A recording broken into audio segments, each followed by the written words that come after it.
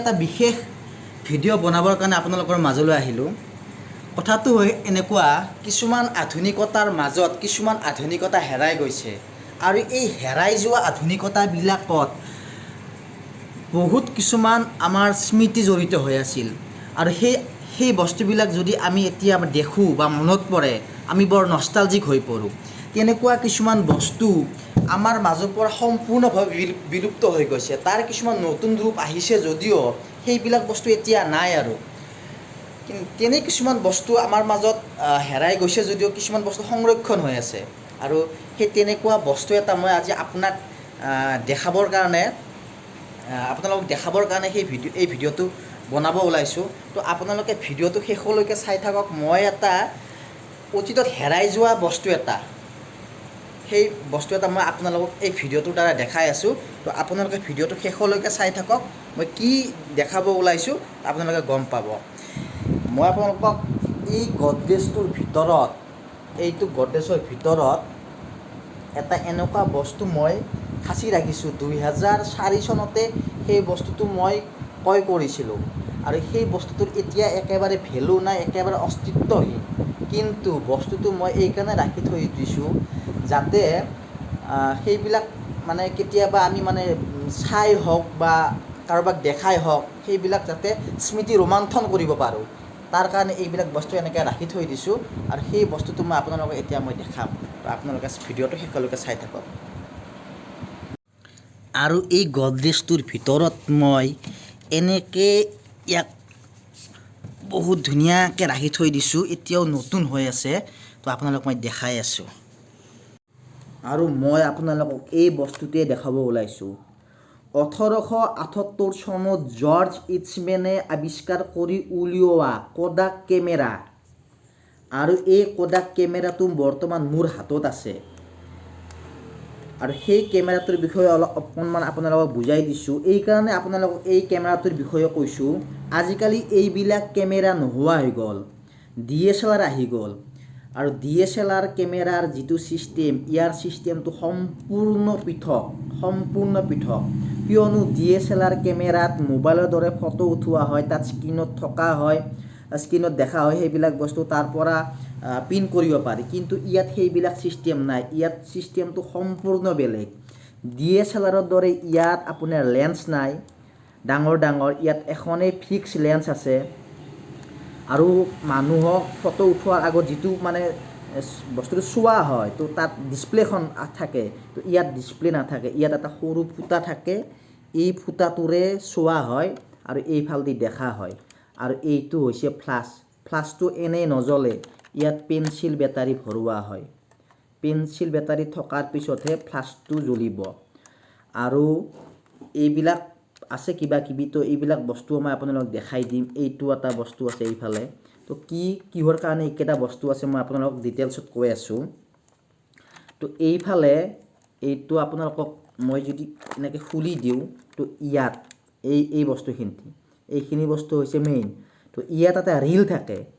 Reel বুলি কোৱাৰ লগে লগে হয়তো বহুতে বুজি পোৱা নাই, কিন্তু আগৰ মানুহখিনিয়ে বুজি পাইছে ৰীল কি বস্তু। তো ৰীলটো হৈছে এইখন, এনেকুৱা ধৰণৰ এটা ডাঙৰ ৰোল এটা থাকে। ৰোলটো ইয়াত থাকে আৰু ইয়াৰ পৰা এনেকৈ যায় এই বস্তুটোত এইফালে এনেকৈ ইয়াত বন্ধ হৈ থাকে।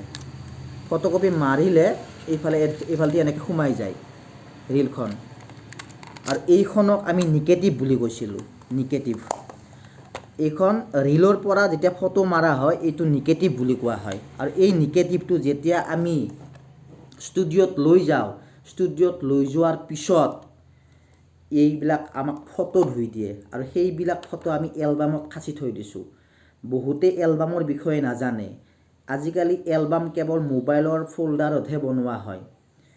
তো আগতে এলবামবিলাক এনেকুৱা ধৰণৰ এলবাম আছিল। এনেকুৱা ধৰণৰ এলবামত ফটোবিলাক ধুই কিনে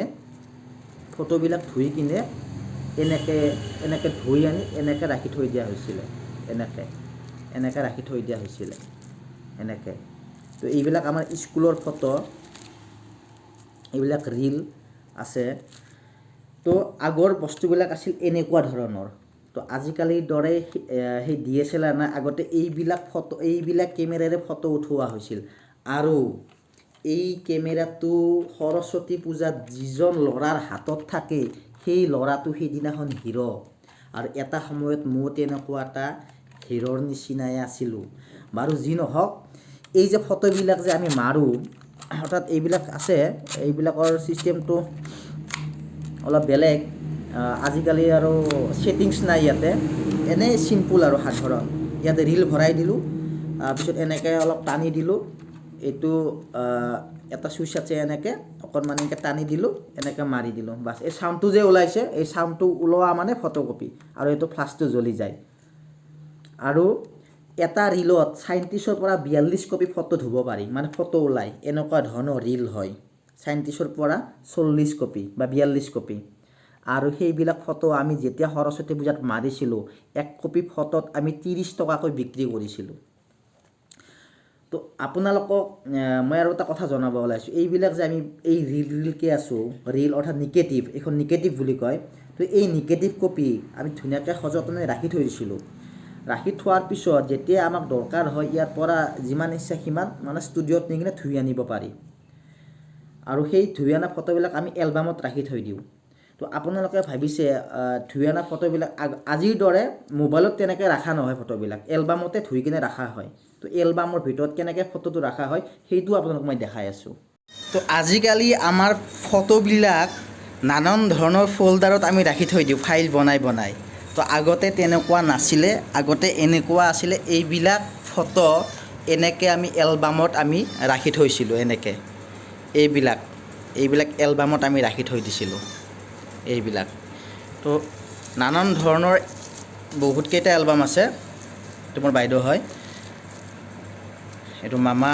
তো বহুত পুৰণা ফটো, আৰু কিছুমান এই মানে এইবিলাক সেই দিনৰে স্কুলত পঢ়ি থকা দিনৰে এইবিলাক ফটো, আমাৰ দাদাহঁতৰ মানে ফটোই মানে বেলেগ, আৰু এটা বেলেগ স্মৃতি এটা ভাহি আহে এইবিলাক দেখিলে। তো আমাৰ সেই স্কুলৰ দিনৰ ফটোবিলাক আছে ইয়াতে, মই আপোনালোকক দেখাই আছোঁ। এইটো হিৰ' ময়ে আছিলোঁ।